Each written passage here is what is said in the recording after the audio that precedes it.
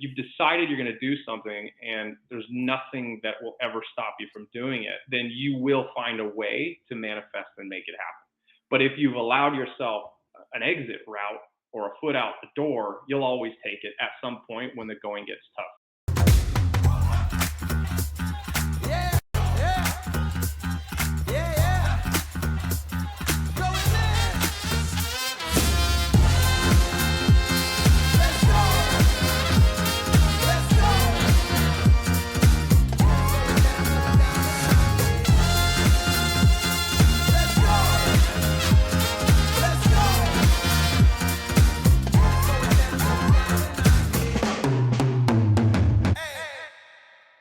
Welcome in. We are here back for another exciting episode. It's Mandi and Amani.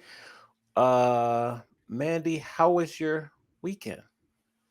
Amani, I'm in Renovation Nation right now. My weekends are about cabinets and windows and doors.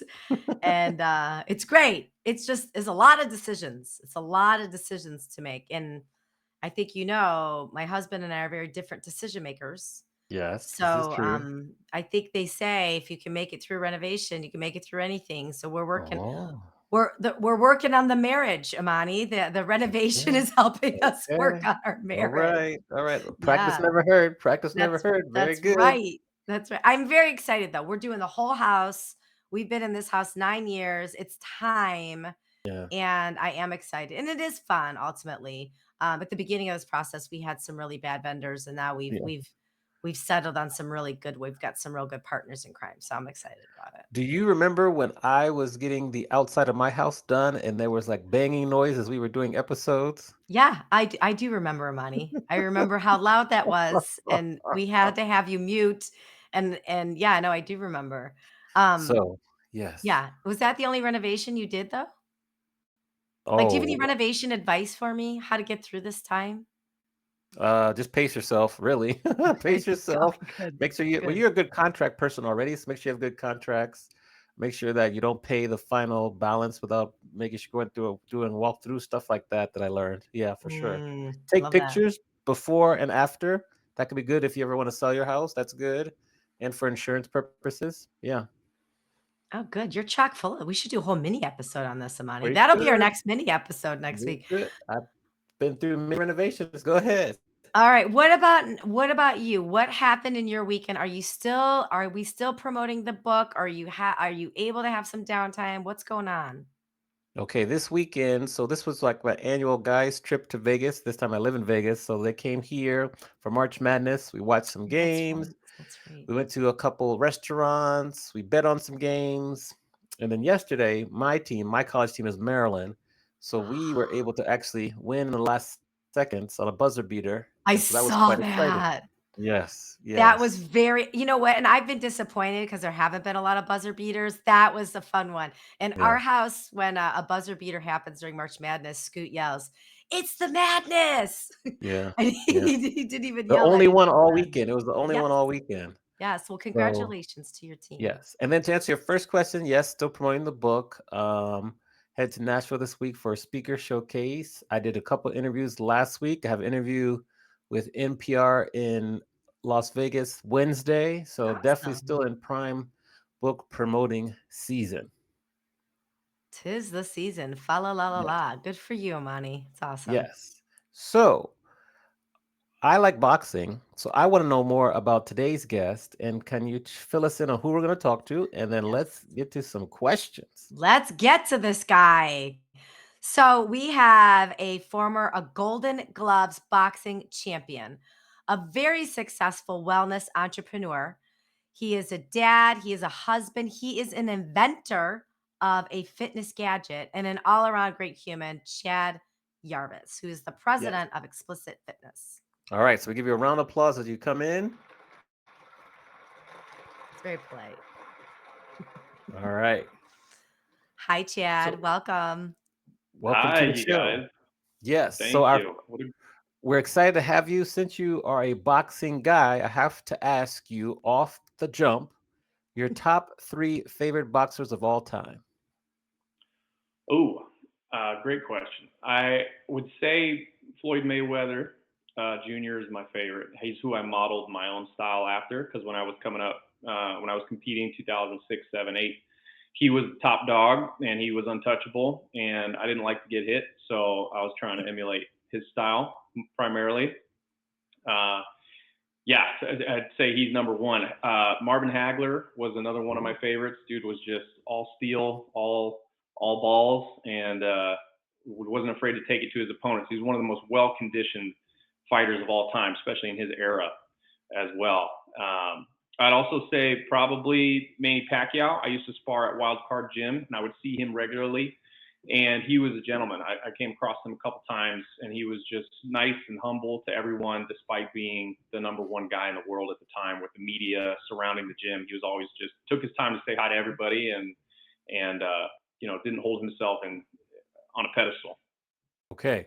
So I got a follow-up question to that, specifically about Marvin Hagler. So, two-part question. He was part of a fight that was known as the best 3 rounds in boxing. Do you remember that fight? Any thoughts on that fight? That was Tommy Hearns, wasn't it? Yes, sir.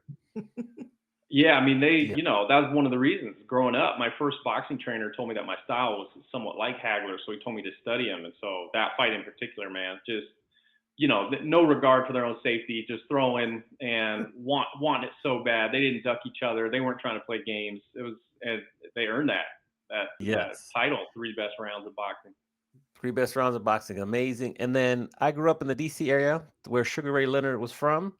And I remember Sugar Ray and Marvin Hagler had a controversial fight back in the day. Did you watch that? Who did you think really won the fight? No, I haven't seen that. I watched it a long time ago when I was studying tape. I haven't seen it in years, so I'm a little rusty on it. But I know they fought more than once, right? I think it was only one time because right after that decision, which went to Sugar Ray Leonard, I think Hagler retired after that one. That was his last Is that fight. happening?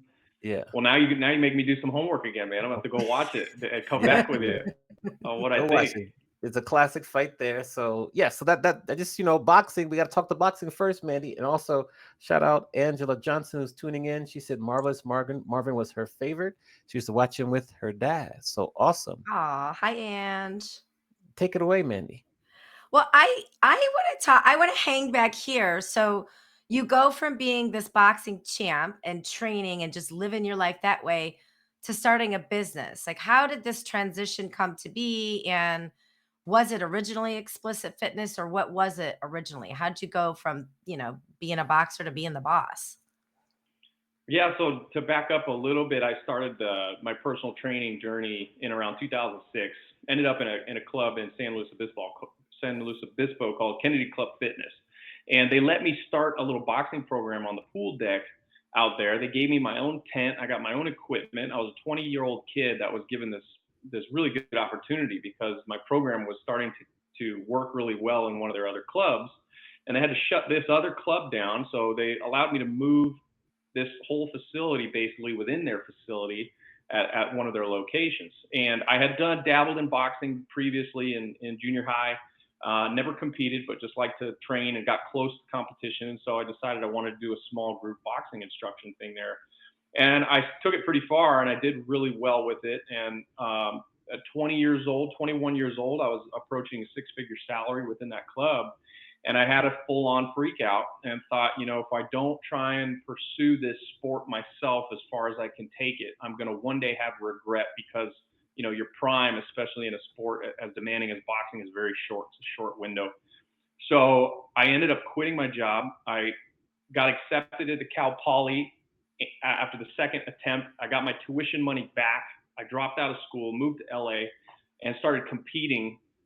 Strictly competing boxing and doing personal training on the side to just make ends meet, along with growing a little medical marijuana under the garage, which was a little secret hideaway at the time. It wasn't legal, but I sold it to the clubs and I was doing it legally. So kind of a little side gig.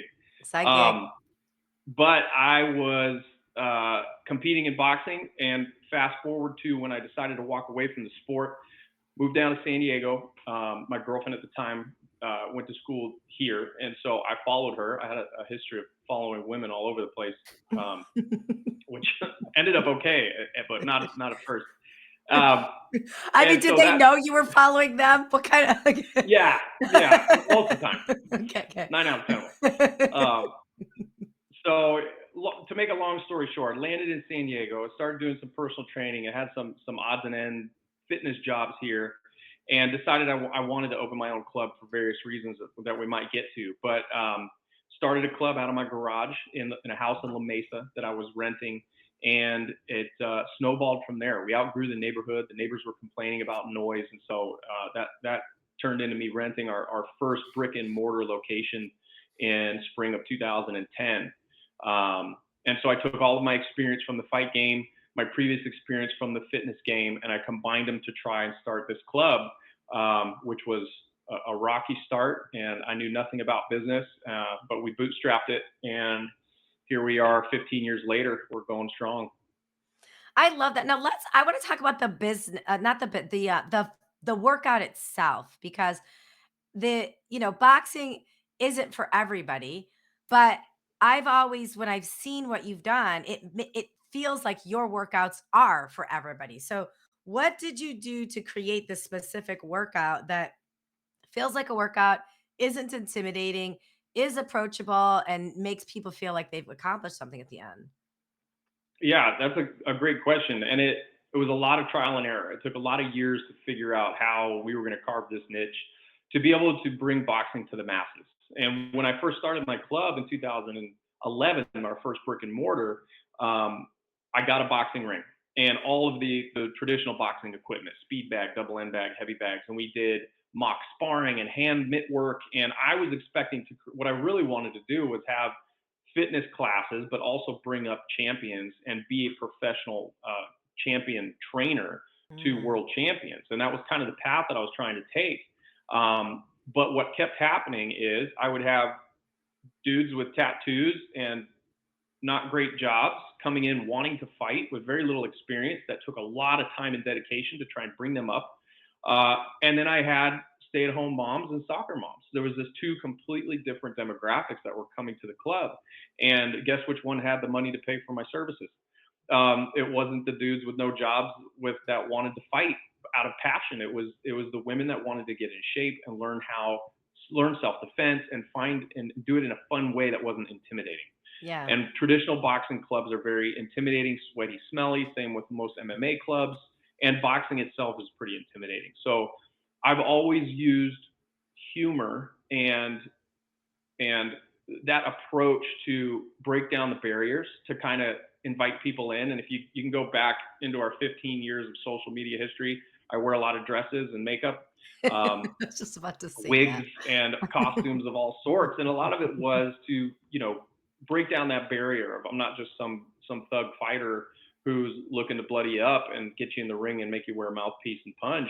I'm trying to help bring this amazing, empowering sport to everyone, and that's kind of been our approach over the years. While we're here, I'm so glad you gave that background. I want to hang here with the brand Explicit. And when Chad says there's a lot of pictures and videos of him dressed as a Yeah. lady, go follow him on follow Explicit Fitness, and it's Explicit Fitness on Instagram. If nothing else, it'll make you giggle. It is so great. And you do such a great job of disarming what could be intimidating. But I want to talk about the brand because it's evolved over the years. So, where did Explicit come from? What was your original vision of the brand versus where it's at today? So when I was given the opportunity to start this program at Kennedy Club Fitness in San Luis Obispo, I, from the very onset, wanted to have my own brand and my own club. And so one day I sat down with a notebook and just started writing down fitness club names to just freestyle it. And I believe I still have the original list. Um, and Explicit Fitness was one of the ones on the list. It was one of the finalists. And it was the one that I ended up going with. At the time, I was hardcore. I was a fighter and I wanted to be a world champion, and I prided myself on training harder and working harder than anyone in the sport, let alone in fitness. So it started with that aspect. But I was also brash, and I didn't care what people thought about me, and I would always speak my mind. And I did the poor man's trademark at the time, which I still have the original envelope unopened in 2007. I drew up a logo design, and I wrote Xplicit Fitness TM and mailed it to myself, which is the original way that you can prove that that your mark has been used. And actually, fast forward to 2023, I believe, when I filed for the actual trademark. I didn't do it the entire time. They asked if I had any documentation proof to show that it had been in commerce for years previous. And I said, I had this thing and I'll send it to you if you need it. They took that down as part of their case to make sure to grant me the trademark, but they never actually asked for it. But it was kind of cool that it that all is came full cool. circle. Yeah, that is Can cool. you share with us, since we were talking about kind of getting in shape, like what is the fitness cliff and why do so many people fall off of it so early on in the year? Yeah, so the fitness cliff is 6 weeks after January 1, where 80% of people who made a New Year's resolution will fail in that and give up on that New Year's resolution. 80% of people.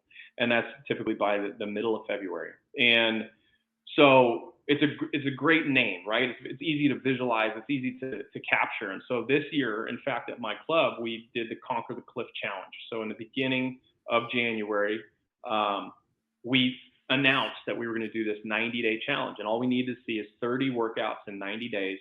And that's going to get people past that fitness cliff into the middle of May. And we are more than halfway through now, I believe. We're about halfway, and people are just killing it. And our retention has skyrocketed. And I believe that our attrition at the club is the lowest this month. We're going to check our numbers after the end of this month. I believe it's going to be the lowest attrition we've ever had in the history of Xplicit Fitness. And I attribute it almost primarily to hyper focusing on not allowing people to fall off this fitness cliff and keeping them accountable. Why do you feel that people fall off? Why the 80% is so large? Why is that the case? There's a difference between motivation and discipline. And we are conditioned now these days more than ever to function off of motivation, which is whatever the shiny thing is hanging in front of us, we're going to go after it. Whatever gives us that quick dopamine hit to make us feel good at the moment is something that we're going to pursue. But that's not what carries you through to the end. When the going gets tough and life happens and you're dealing with A, B, and C issues and challenges, motivation goes out the window, and so does your routine, unless you establish a routine of discipline to go along with it.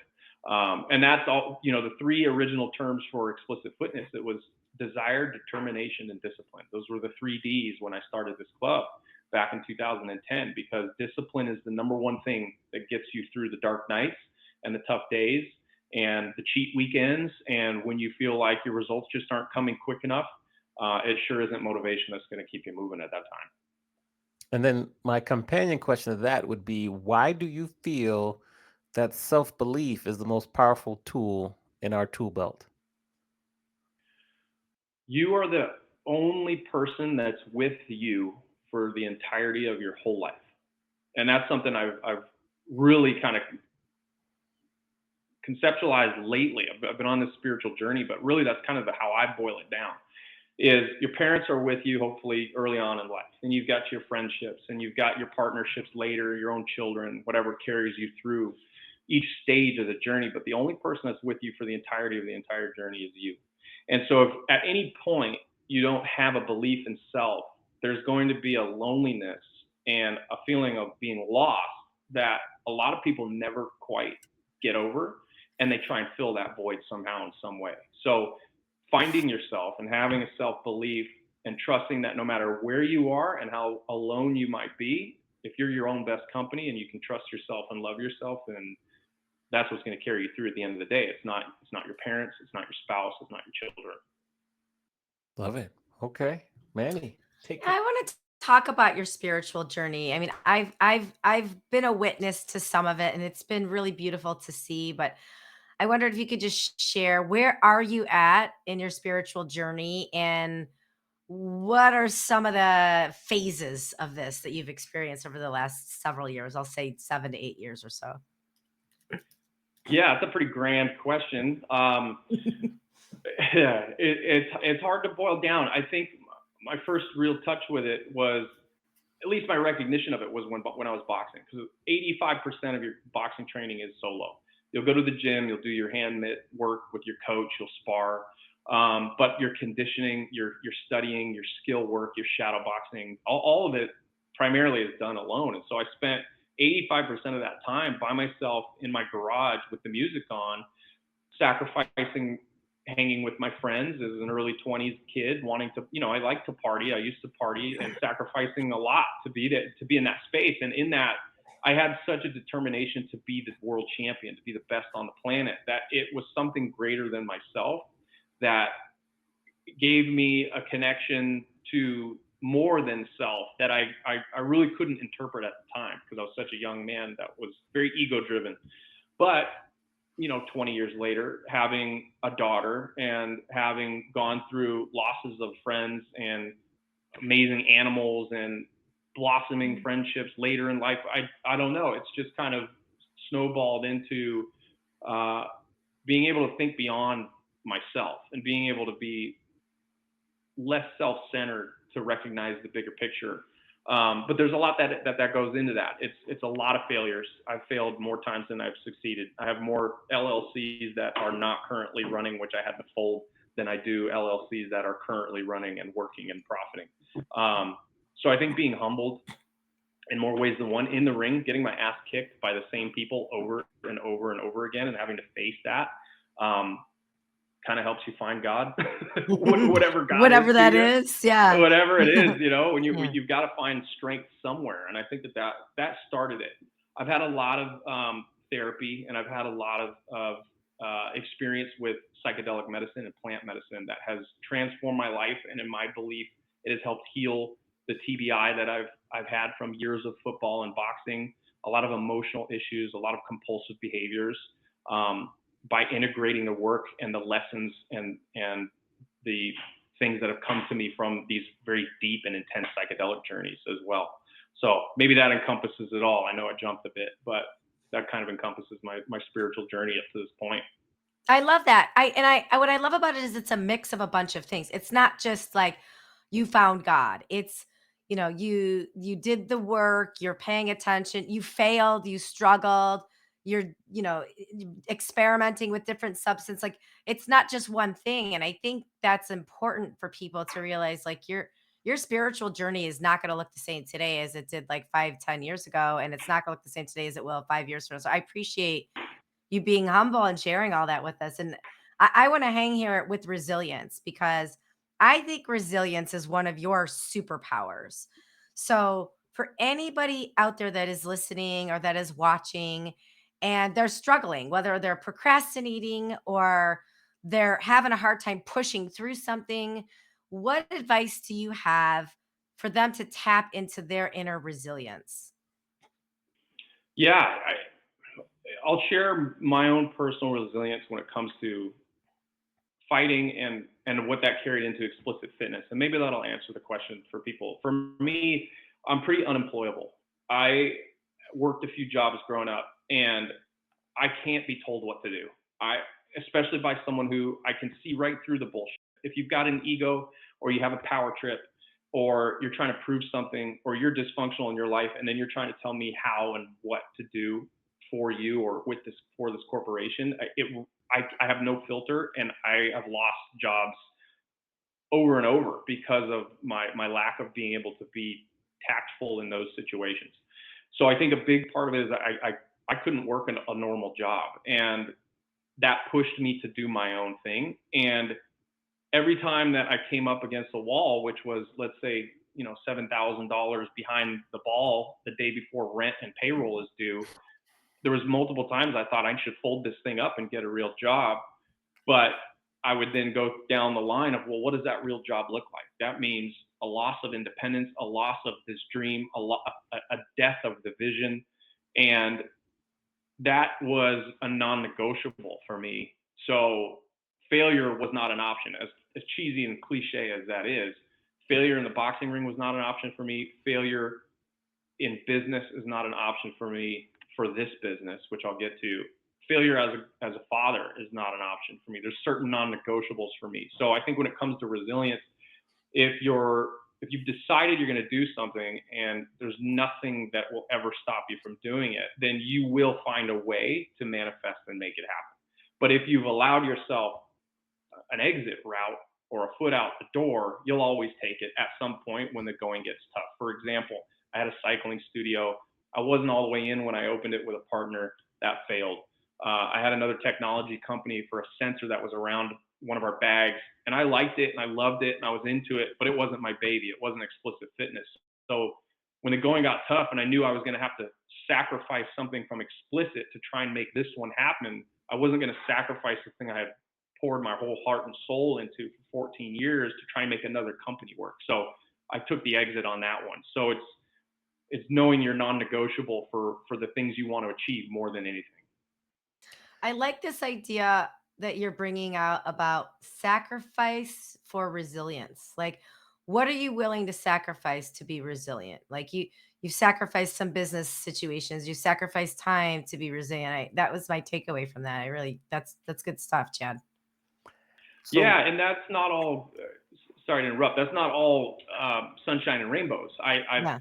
I was divorced. I'm remarried. My first marriage, in large part, fell apart because I was emotionally unavailable, because I was married to the game more than I was married to my wife, and I was unwilling to bend a lot of things in order to make my dream come true. And so I was young and naive. And now, as an older man that's more mature, I'll put quotations around that, I can still make sacrifices for certain things, but there are more non-negotiables in my life now that supersede my need to succeed in business, which is easy to say once you've already got the ball rolling and the systems in place and the process is working for you, right? So I'm fortunate at this point to be able to sacrifice some things in business and my pursuit for success there, because I don't want to go down the same bad path with behavior patterns and relationship issues that I've dealt with in the past. Yeah. now, first of all, shout out to Mia West. Good to see you. Jenny Goldberg Perrin is here with us. Welcome back, Jenny. Aw, all the And Kelly Chad Lester. fans. What's up, Hi, friend? Mia. Hi, Jenny. Yes, Kelly Lester has a question and she's here. What first got you hooked on boxing? Is there one moment you can trace that back to? Oh, hell yeah. Get my ass kicked on the playground in third grade. I always liked Taekwondo, karate. I grew up watching Bruce Lee and all those. And so my parents got me into karate at a young age. And my elementary school, public school in New Hall, California, it was almost right down the middle, half Hispanic and half suburban white kids. And we just clashed. It wasn't a racial thing. We were too young to be racist. It was just, there was such a cultural difference that we always butting heads. And all my friends were pussies, and I was the only one fighting. And so I was getting my ass kicked all the time. And I moved schools, and then I fought at the other school, which then goes to show that it wasn't their problem. It was a me problem. I had anger issues. But again, I was wired in a way that I'm not going to take shit from anybody, almost to a fault. And so it got me in a lot of trouble. But a flying butterfly kick is not a practical way to defend yourself on the playground. So despite my efforts in karate, I was still getting my butt whooped. And that's when my dad decided to put me into boxing at 13. And then I realized that, okay, well, there's flashy martial arts sports that are, you get a belt, you wear a gi, you do a form to get the next stripe on your belt, and then there's combat sports. And so once I realized that the effectiveness of boxing was a real combat sport for self-defense, that's what got me hooked. Got it. Okay. You also mentioned failure, that you failed many times in the past. Do you have a favorite failure of yours, and why is that specific failure your favorite?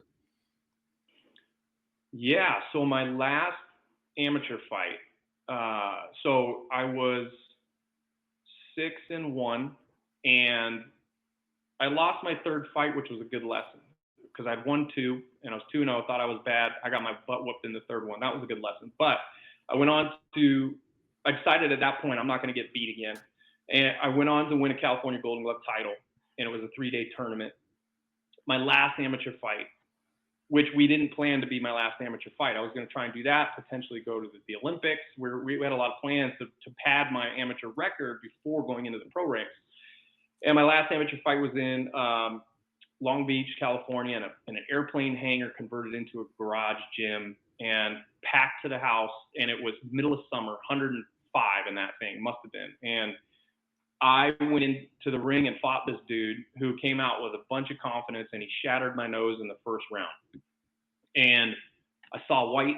I felt this draining liquid going to the back of my head before I realized what happened. And it was draining. I know it's a little disgusting, but it was draining down my back of my throat before I knew that it was my bone had been shattered, and it was draining into the back of my throat, and I was having to swallow it. And so the round ended. I go back to the corner, and my trainer says, "Hey, how you doing? You're doing great in there." I said, "My nose is broken." He's like, "No, it isn't." And he was this little Mexican dude. He's like, "No, it's not, Chad. What are you talking about?" And I was like, "It's broken. It's broken." And he felt it, and he's like, "Oh, should we stop the fight?" I said, "No, I feel good. I need to kick this guy's ass." Went back out. Blood is now pouring the other way like a faucet, like a Stephen King movie. The ref stops the fight, and typically in an amateur bout, if there's a broken bone or a shattered nose like this, they stop the fight no matter what. They either call it a no contest or a TKO. And I begged him. I said, "Don't stop this fight, please." And he looked at me and he says, "Are you okay to fight?" I said, "Whatever you do, please don't stop the fight. I'm going to go knock this guy out." And he wiped me up and he said, "Go get him." And I went on to almost knock this guy out and win that fight by unanimous decision. And I think, so that answers your question. I think at the end of the first round, I thought, this nose is broken. And once you get a broken nose in the boxing game, it's very difficult to breathe at that point. It's very difficult to continue. And I decided in that moment that I'm not going to lose. I'm not going to quit. I'm not going to take a knee. And then to go out and win that fight was one of the most pivotal moments in my life, because I knew that once I could do that, I'm pretty much unstoppable. And the only thing that could stop me is my own decision to quit. Okay.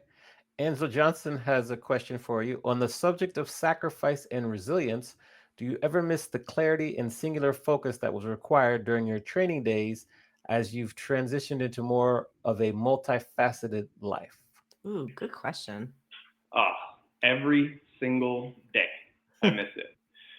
I didn't realize that how much of the boxing game was my therapy and my clarity and my religion. And it wasn't until years after seeing the dysfunction through a failed marriage, through therapy, through always seeking and always grasping and chasing dopamine. And a book that changed my life was called The Molecule of More. I don't know the author offhand, but The Molecule of More is a transformative book that tells us how we are driven by dopamine biologically. And so once I read that book, it changed my view of that. Oh, a lot of how I feel and what I'm doing is outside of my control. Now that I know what's happening, I can make critical decisions once I have that feeling of needing to seek. But yeah, to answer your question, I miss that every day, and I've been seeking it ever since. And I have found it through spirituality and through challenging hunts. I try and do some backcountry hunting, and I love connection to nature. But yeah, every single day, I miss that.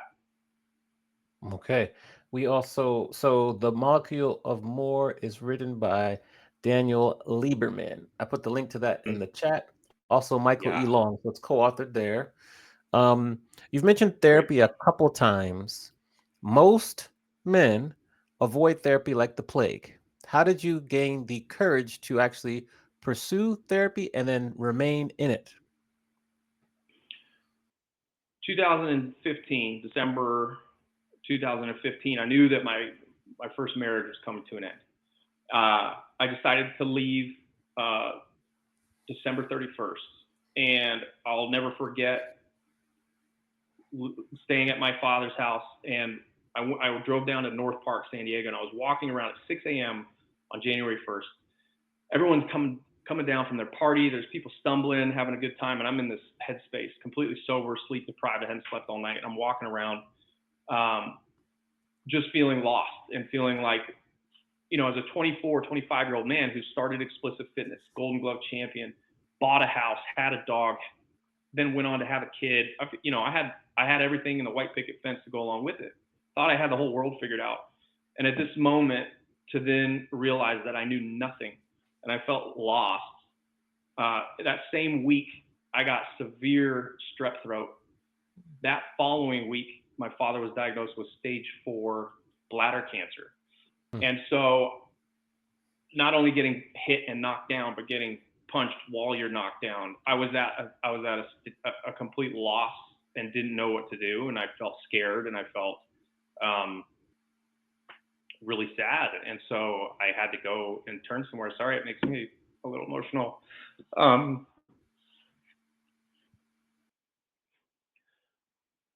And so I think feeling that lost, and lost to a point of feeling scared, you know, I don't care how tough you are or what kind of man you've you know held yourself up to be, you got to find help. And so that was a turning point.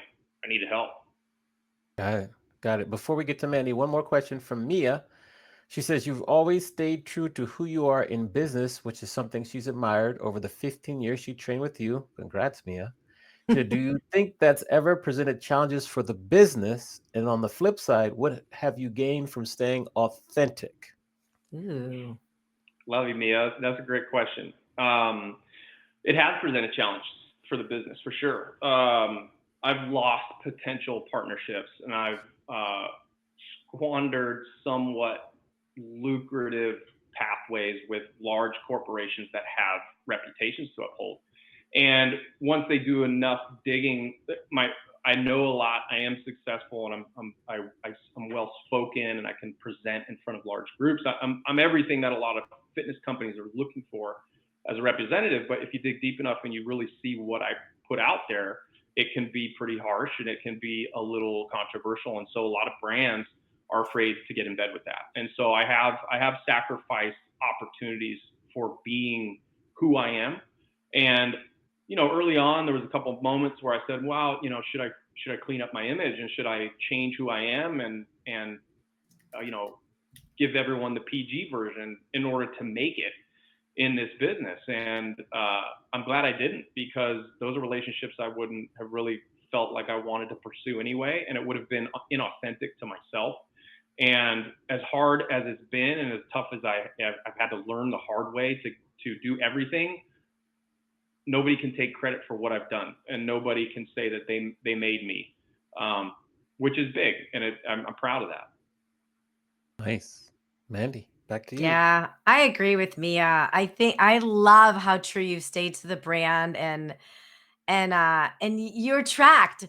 So I know you talked about, you might have, shoved some people off, but I think you've attracted a lot of the right people too, by staying true to yourself and who you are. So I do want to hang here with the business for a second, because you had said earlier, the business is booming, and I've watched you, go from a larger gym to a smaller gym and a much more focused clientele. I've watched you thrive through COVID and take so many twists and turns. So, like, what do you think you're doing right now in the business that is working? Because I know you've talked a little bit about like the coffee sleeves and the signage and your social media and different tactics. So, like, what are you doing right now that you think is making the business thrive? And is it anything different than what you've done in the past? Yeah, I think it's a two-part answer to that. I think COVID was a blessing in disguise for us. We had a huge space. We had 6,000 square feet, and we had multiple programs running. And I had people renting space. They had their own gym within my gym, and we were a hot mess. And I was trying to duplicate the multiplex that I worked at in San Luis Obispo, this complex that has everything all in one: massage and yoga and spin and strength and boxing. And COVID came down and swept the rug out from underneath us, which at first was the worst thing that could have happened. But in that time, it gave me space to think, can I scale this? And if I do, what's it going to take from me? How much of my life is this going to cut short from stress and anxiety to try and scale this monster that we have? Or do I go back to the drawing board and really figure out how we can create a model that we can scale? And that's not all from inside my head. I read Building a Story Brand, and I should have these books next to me here, because now that I'm referencing them, I don't remember the name of the author, but Building a Story Brand was a huge pivotal book for me, along with the E-Myth, the entrepreneurial myth. Those two books, I read them during that time, and it blew my mind. And there was multiple times I had to put those down and walk around and say, holy shit, I've been doing this wrong this whole time. And so I reconfigured the whole model, and we created a franchise model out of Xplicit, We went from 6,000 square feet down to 1,500 square feet. We went from 12-person classes. We're able to expand to 17-person classes in a smaller footprint. We changed the logo. We changed the branding. We changed our online presence and altered it in a way, and changed everything to make it scalable, like McDonald's. And whether you have one location or 55,000 locations, each one has to operate the exact same way. And then once I brought that in, and it made it very easy to make decisions on what we're going to add, what we're going to subtract, what we're going to pursue, and what we're not. And that's why we have a successful club today. However, this was January of 2024, last year. We were spinning our wheels and we kind of hit a ceiling and we weren't growing. And much like therapy, I broke down and admitted that I didn't know what I was doing. I've been piecing this together in trial by error for so many years. And I had to admit that I'm not the best businessman. I'm a great trainer and motivator, but that's the least of what you do when you start scaling a business. And so I joined a company called Loud Rumor, and it's this coaching company. This guy, Mike Arce, is this brilliant guy who's spent years doing SEO and coaching multiple different business models, and he realized he needed to niche. So he niched on coaching fitness businesses, boutique businesses to scale. And we joined them as of June of last year. And as of today, we are 50% more revenue month over month than we were a year ago. And that's growing like this. So those two things have completely changed the game for us. It's amazing. And I'm sure it was an investment, like a financial investment that you might not have made otherwise. I think that's a good lesson for people of like, sometimes you have to spend money to make money. Sometimes you have to make the investment to completely chart a new path for yourself too. And sometimes you do make the investment and then it nothing good happens right away, but it takes time and you have to be a little patient. So I'm glad to hear that. It's a really good story. Yeah, thanks. And it was a big investment, big financial investment. I went back and forth on it because we had invested in advertising and other things in the past. So I was scared this was just gonna be another thing we were going to dump money into that wasn't going to pay off. Yeah. But it did, and it has, and it's worth its weight in gold. Nice.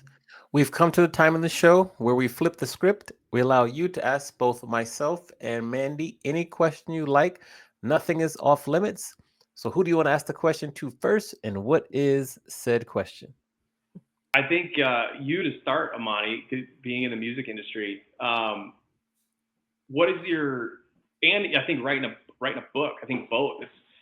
What is your creative process? Is there like a method? Do you meditate? Do you work out first? Like, what is your creative process to feel like you can get in the zone and flow with either music or writing? Yeah, I think I definitely don't work out before because I'll be too tired.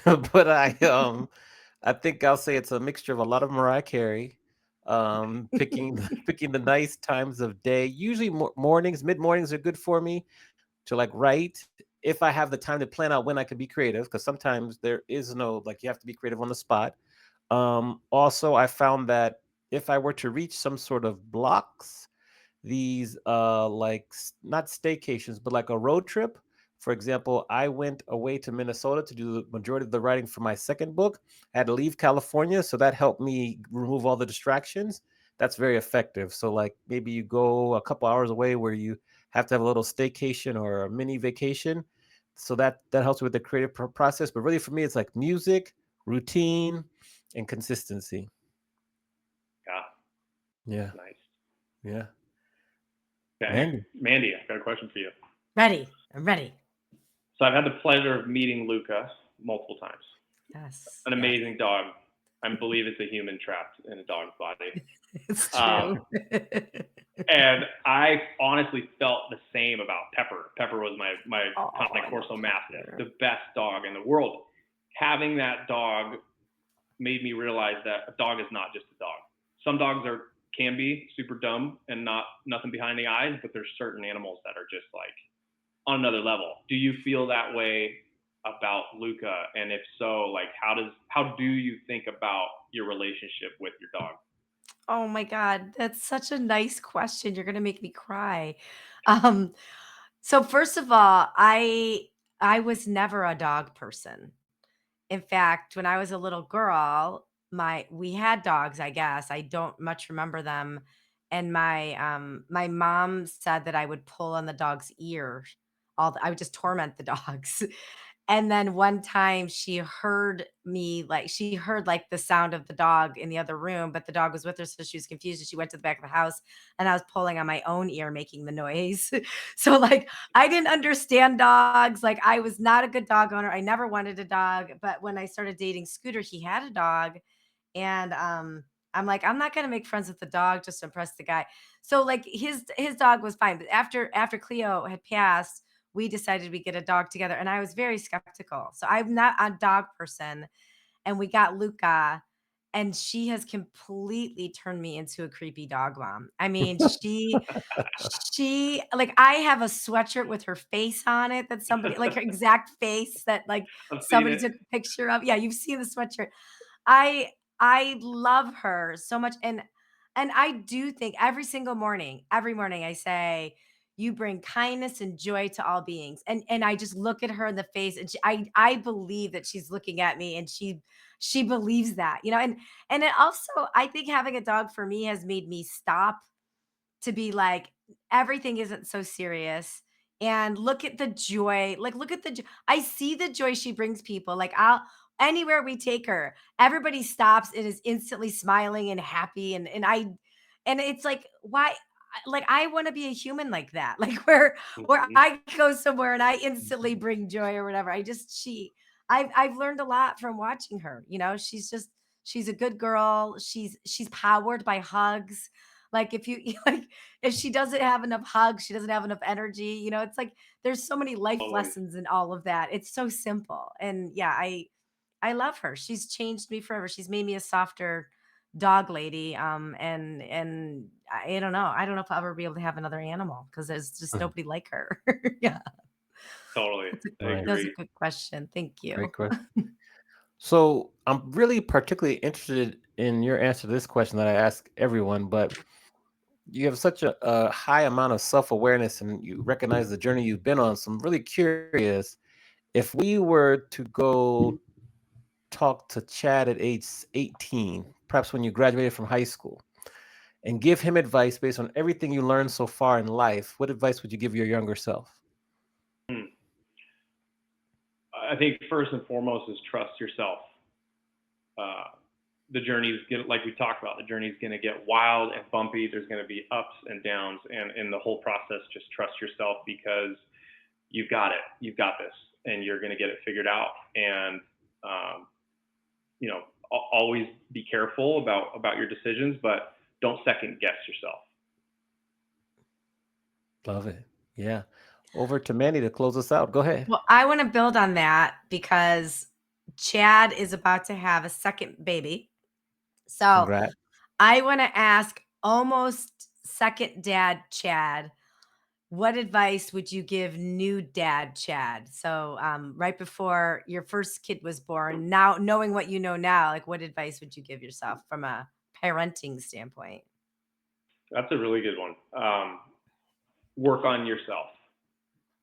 Work on yourself all the way and become healed and find how to be and how to love yourself 100% because you cannot love anything or anyone at full capacity until you love yourself that much despite your flaws and setbacks and failures.